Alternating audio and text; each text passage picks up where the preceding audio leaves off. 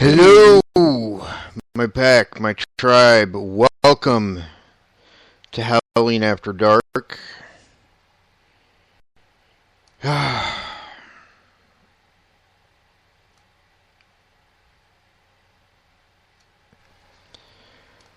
Such as it is.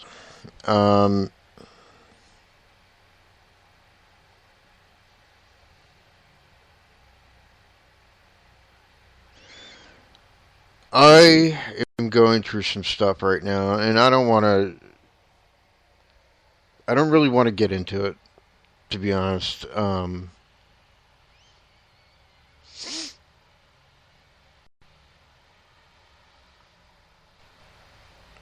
I want to say is this. If it ever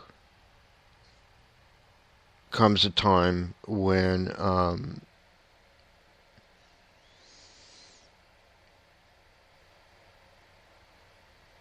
you are faced with an impossible situation. If ever there comes a time when what you believe to be your best friends, your family, are questioning very important things about you. If ever there comes a time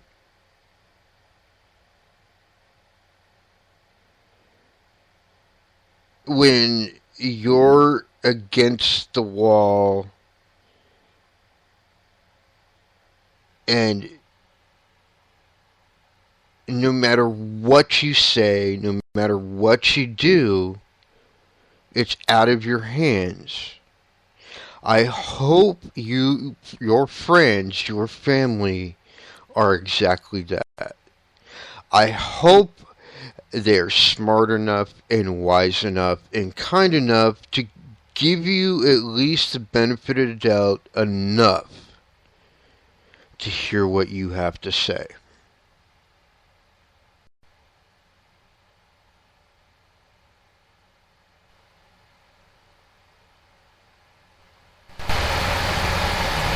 And not just rush to judgment with like half the information, and half of that is probably wrong anyways.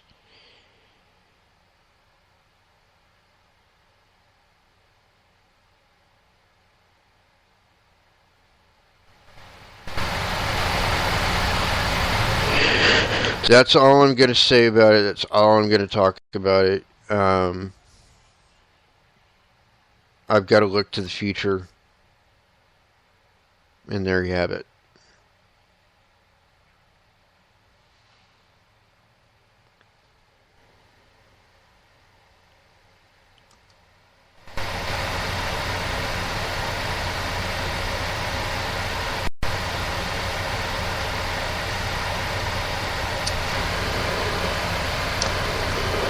Oh, I guess, big shocker, no one is in our chat room.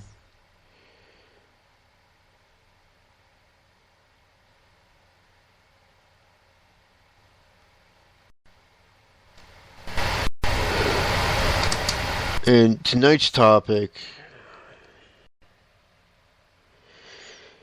well, it's about Gremlins, and if you don't know what Gremlins are, I will explain. Gremlins and other, excuse me, heartburn, other spirits. Because that's what they are, by the way. They're just...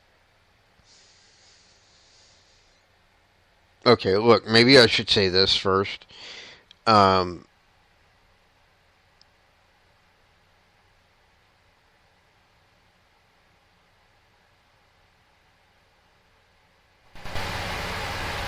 There is a possibility that you're going to hear things about me that aren't true. I can't prove it that they're not true.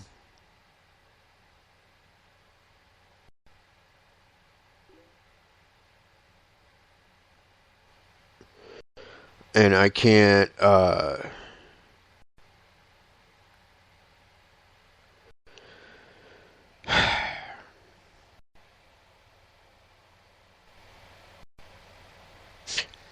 just, anyways. Okay, so,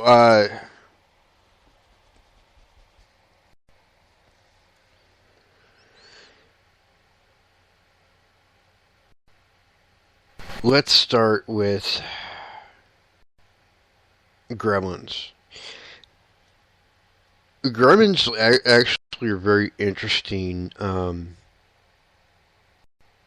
creatures. They really kind of rose to prominence as far as lore and legend goes during World War II. They were reported a lot on planes during that war. I don't remember actually if this is a true story or if it was just like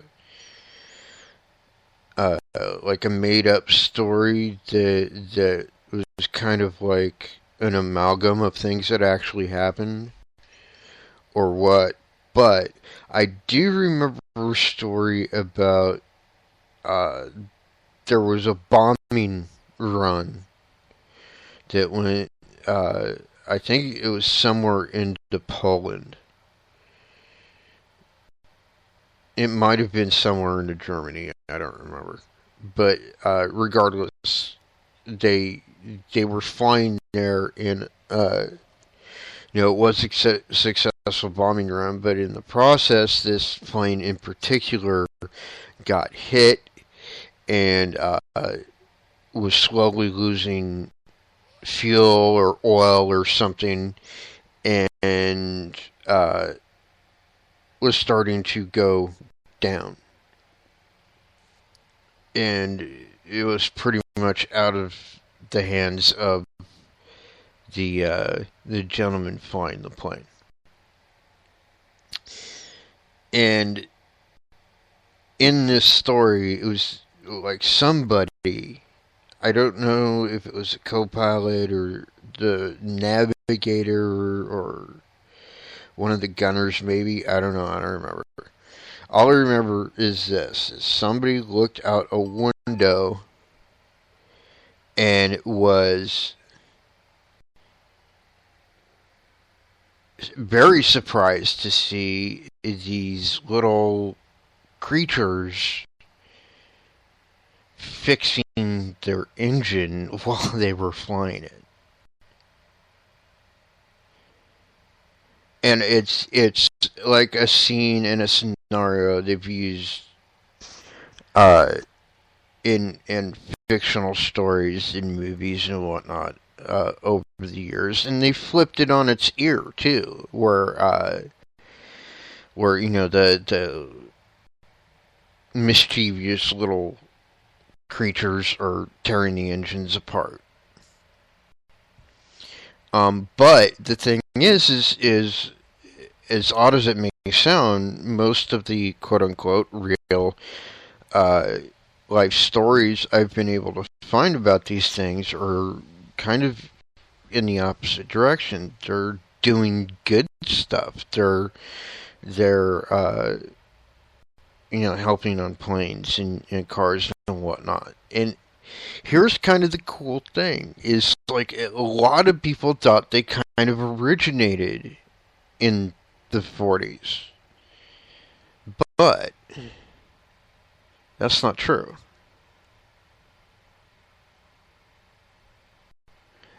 Actually, they originated much, much, much earlier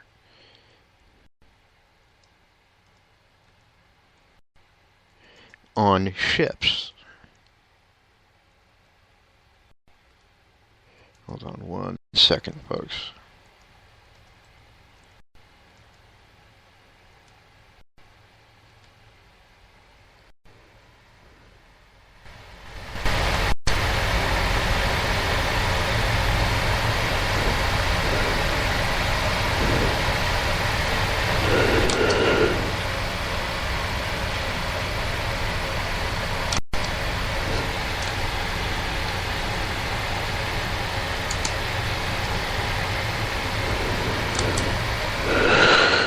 Okay, so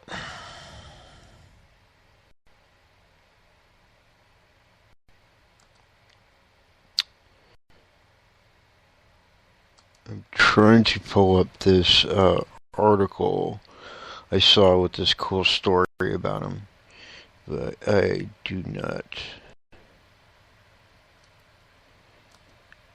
Oh, there it is. Now, when I'm reading this, I want you to keep in mind that this is kind of coming from a very skeptical or closed-minded point of view. So it's going to say things like fantastic or myth or what have you. Um, if you know me at all, you know that we don't buy into that.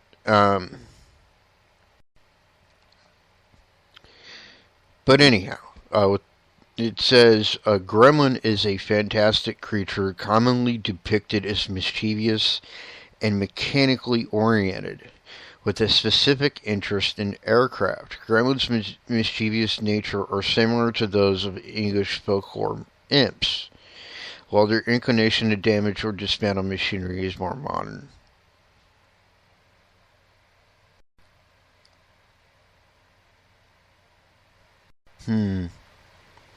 Yeah, this article's already wrong. That's alright. So here's what I'm going to do. I'm going to find another article.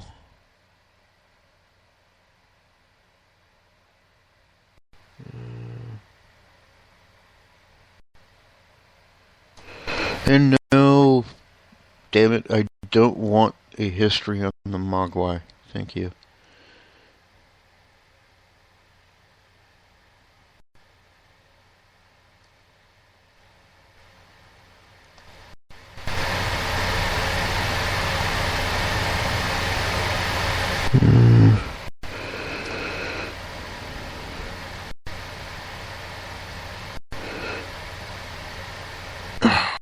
God. It doesn't want to show it to me. Okay, so I don't remember exactly what year it was, and evidently I can't look it up. But um,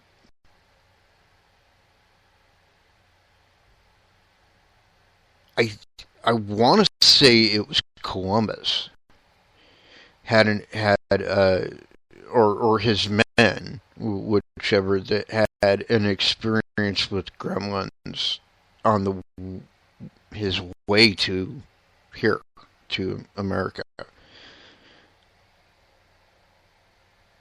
But honestly, the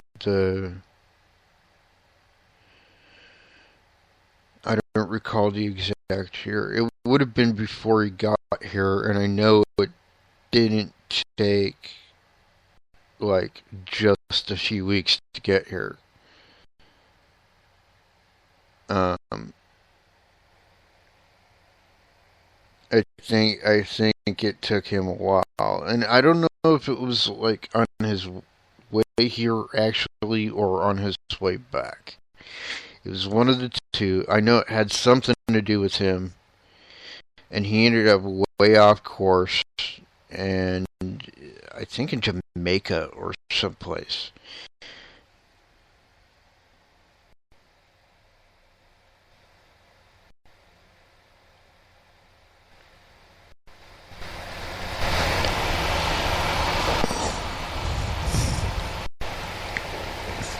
But they were like, he kept seeing these little things like roaming all over the ship, you know, uh, on the sides of the ship, both port and starboard side, and up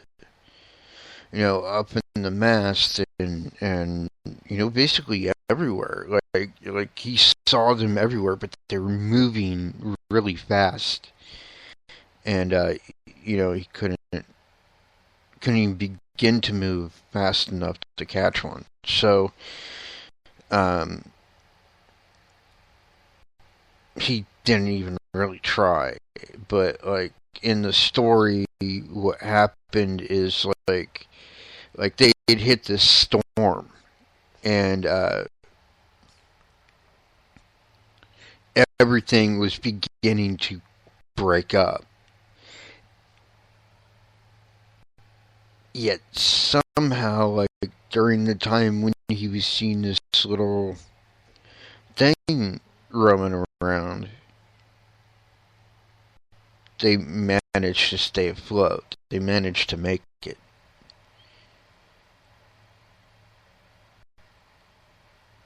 Now, I can't say for absolute positive that whatever he was seeing is in fact Gremlins, but I'm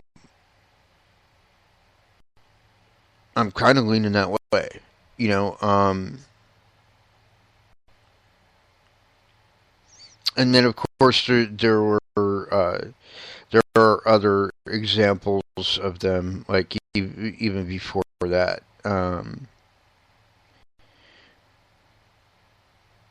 As well as much later down the road as well.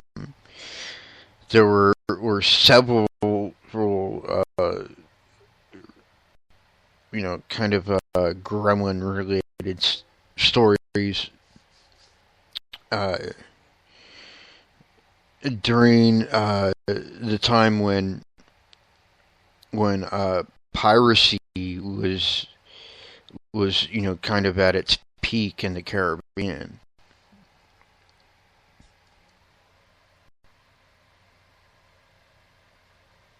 Oh, thank you. Yeah, thank you very much. Clint is listening to my show, and he just sent me a link.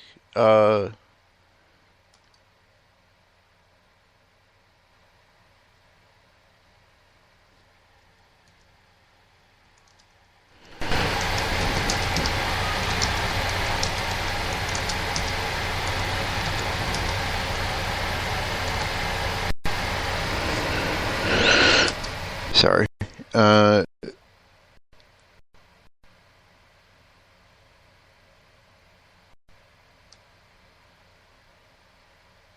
Yes, thanks.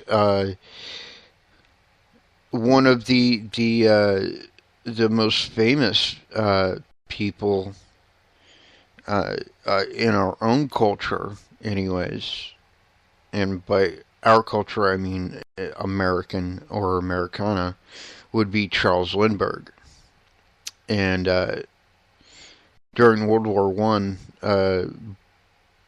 British Air Force pilots reported seeing strange, misty, goblin-like spirits on their planes, especially during dangerous missions. So many pilots saw them, they started calling them Gremlins.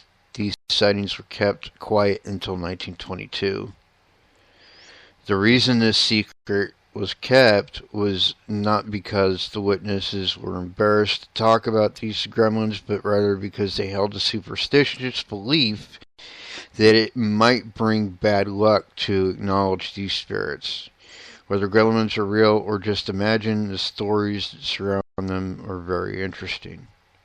Charles Lindbergh himself, by the way, saw one, I think, on multiple occasions.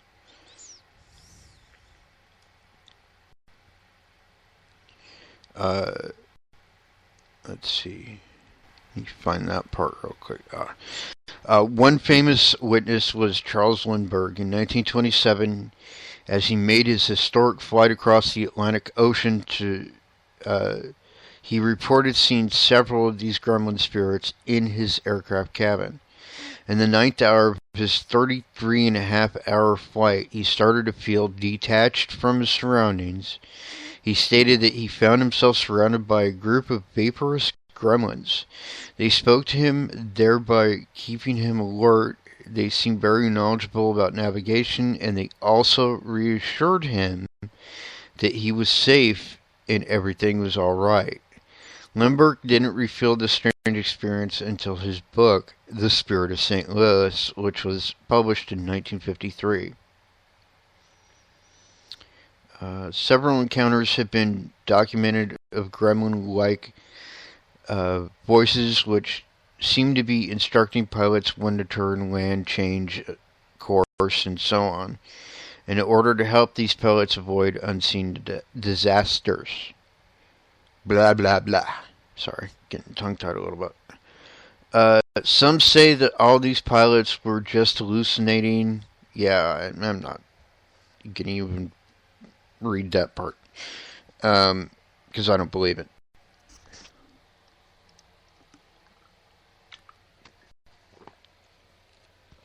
Oh, and to clarify, I realize that the name Gremlin started in, and as they're talking about here, World War One. But I believe they were called by another name, a name that unfortunately was inaccurate. I believe originally on like during Columbus's time and all that, they were called imps. I think it was a case of mistaken identity. So yeah, that's my take on it, anyways. But I do believe full-heartedly that they're actually the same creature, spirit, whatever you want to call it.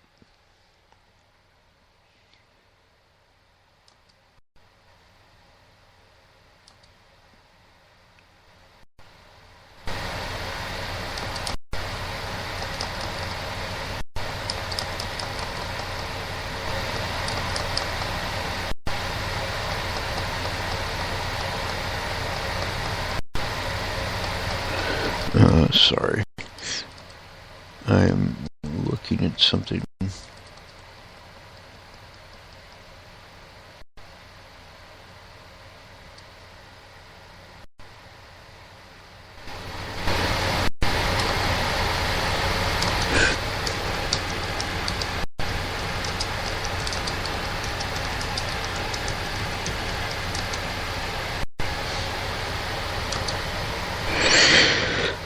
Okay, so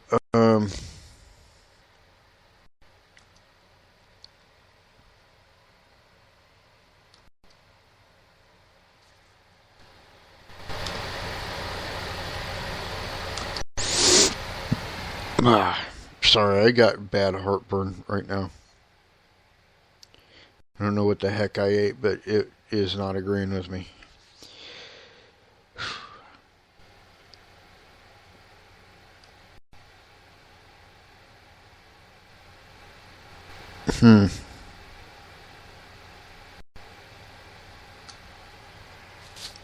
Next up, I want to talk about Gremlins.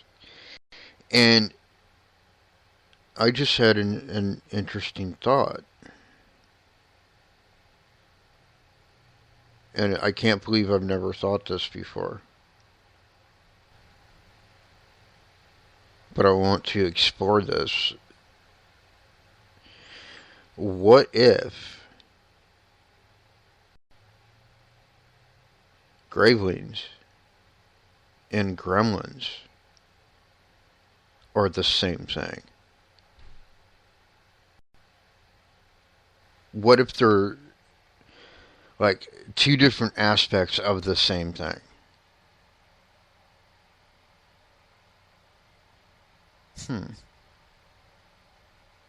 Alright, to give you an explanation of what Gravelings are, and they may actually be called something else altogether. All I know is this is what I call them. But as far as I can tell, uh, Gremlins are like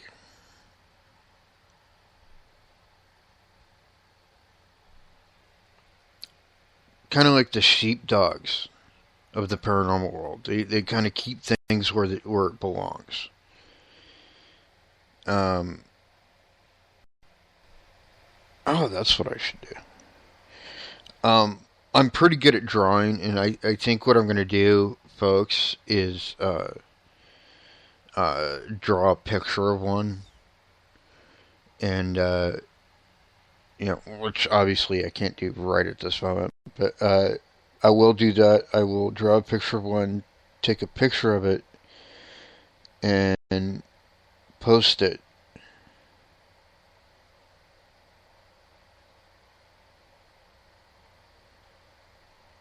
But anyways, yeah, as far as I can tell, they're like the sheepdog of the paranormal world. They keep things where it's supposed to belong. That's pretty much all they do.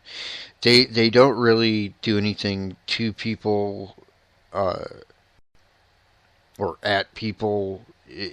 In fact,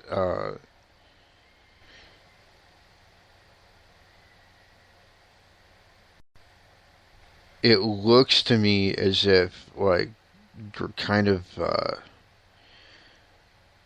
unaware of the exchange. Um, well, I don't want to say unaware. That's not really the right word. Uninterested, perhaps.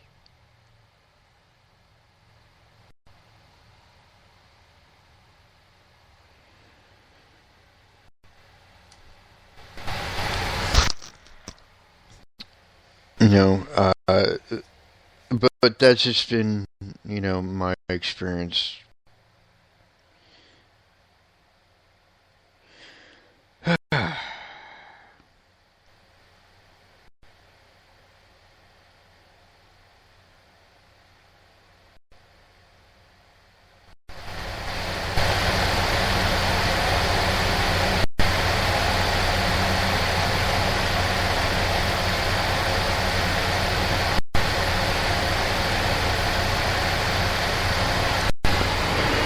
Okay, so another kind of spirit or what I think is more than likely a spirit that actually comes from a very interesting time in history. Actually, is what they refer to as Willow of the Wisp. Yeah, that's actually a real thing, by the way. It's not just in fable or uh, the video game or in I forget what other one it was, or in the many books they've been featured in. They're based on real phenomena. That's as much as I can tell you. And to be honest, I've never seen a will o' the wisp that I'm aware of. Uh, they are very orb-like, I guess, in nature. So, going by, uh, people's descriptions of them. Um, but I don't believe I've ever seen one or been aware of it if I have. May have just written it off as an orb or what have you. But their history goes back. Oh, let's see.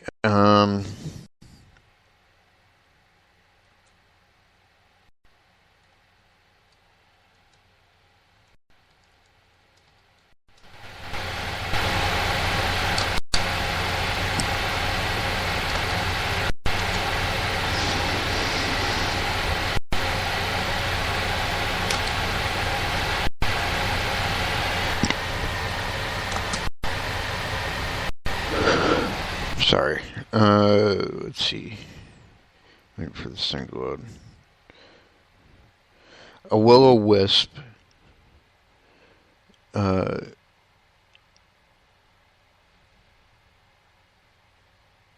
Or Ignis fatuus, I think is how it's pronounced, which is medieval Latin, for foolish fire, is an atmospheric ghost light, once again written by close-minded, skeptical people.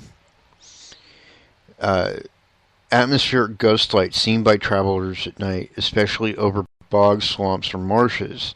It resembles a flickering lamp and is said to recede if approached, drawing travelers from safe paths. The phenomenon is known by a variety of names, including jack-o'-lantern, friar's lantern, hinky punk, and hobby lantern. Folk belief well tested in English folklore and in much of European folklore.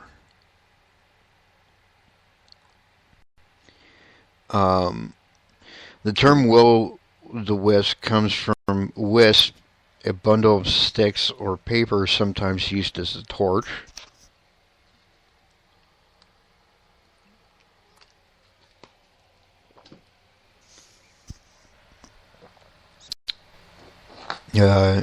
And the name will, thus will of the torch. The term jack-o'-lantern, Jack of the Lantern, has a similar meaning. In the United States, they are often called spook lights, ghost lights, or orbs. That's what this article's saying. I'm just reading what it says. By folklorists and paranormal enthusiasts, folk belief attributes the phenomenon to fairies or elemental spirits. Explicitly in the term hobby lanterns found in the 19th century Denham tracts. Briggs, a dictionary of fairies, provides an extensive list of other names for the same phenomenon. Though the place where they are observed, graveyard, bogs, etc., influences the naming considerably. When observed on graveyards, they are known as ghost candles. The names will-o'-the-wisp and jack-o'-lantern are explained in etiological folk tales recorded in many variant forms in Ireland, Scotland, England, Wales, Appalachia, and Newfoundland. In these tales, protagonists named either Will or Jack are doomed to haunt the marshes with a light for some misdeed. One version from, I think I'm saying this correct, Shropshire, recounted by K.M. Briggs in her book A Dictionary of Fairies, refers to the Will the Smith. Will is a wicked blacksmith who is given a second chance by St. Peter at the gates of heaven, but leads such a bad life that he ends up being doomed to wander the earth. The devil provides him with a strange single burning coal with which to warm himself, which he then uses to lure foolish travelers into the marshes.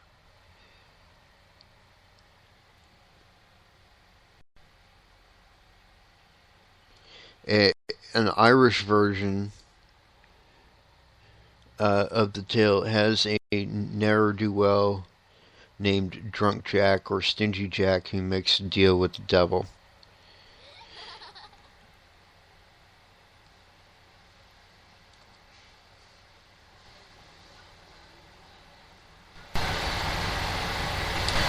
So, there you have it.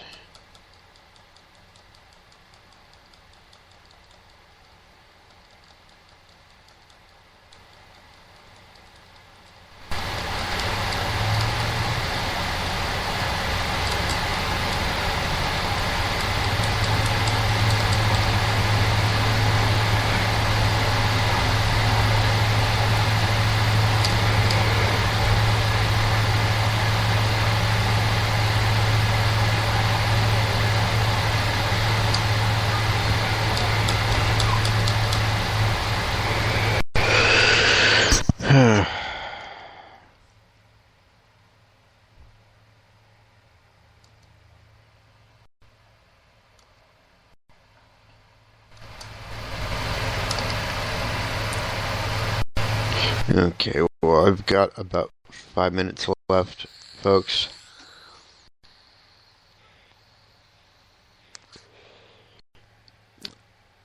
I really don't have a lot more in the way of material for tonight, so tonight may just be the one part.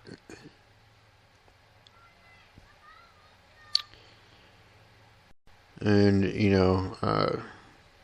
I don't want to get into stuff. So, but it is very interesting that they associate Will o' the Wisp directly with orbs.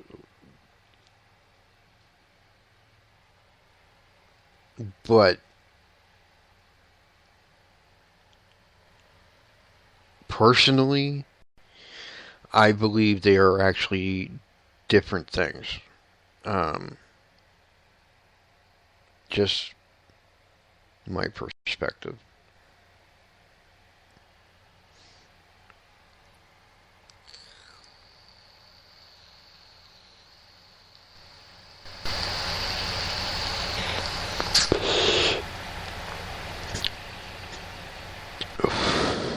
Well, I want to thank everybody who has tuned in.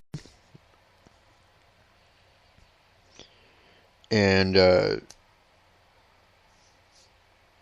I want to just say that we are going to be going through some changes here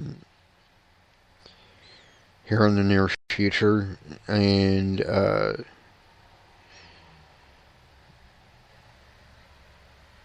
the show is going to continue on. I just may be doing some different things as well. Possibly like music.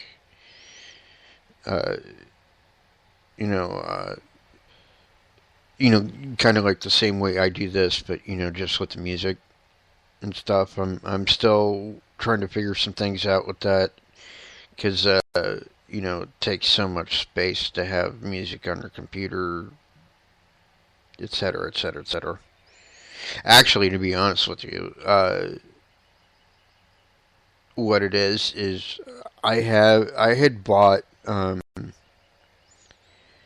it was like a year, maybe 2 years ago. I bought an external hard drive for my laptop, and it was a decent one. It was like 1 terabyte, which would have held all my media, songs and pictures and everything. But for whatever reason, I can't frickin' find it. So I'm still looking though, and hopefully I find it and I can add a buttload of music to it, and we'll go from there. But I'll probably be doing that Tuesday, Thursday nights. I would definitely keep you all updated on that. Tune into Wednesday night show. It is going to be a very good show. It is going to be it's going to be kind of like a 2-part thing. Like the first half, I'm going to attempt to have an interview with our good friend Shaman Black Bear, Andrew Young. In the second half, I'm probably going to do something like paranormal news.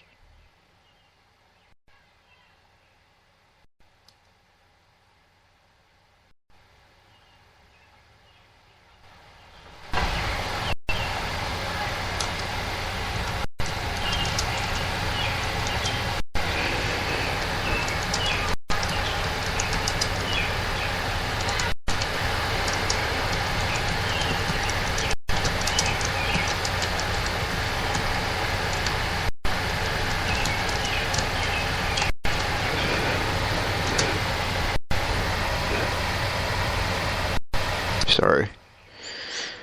Somebody messaged me, so I was momentarily distracted.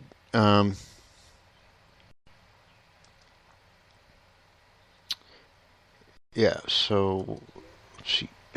Oh, geesh. Uh, yeah. So where was I?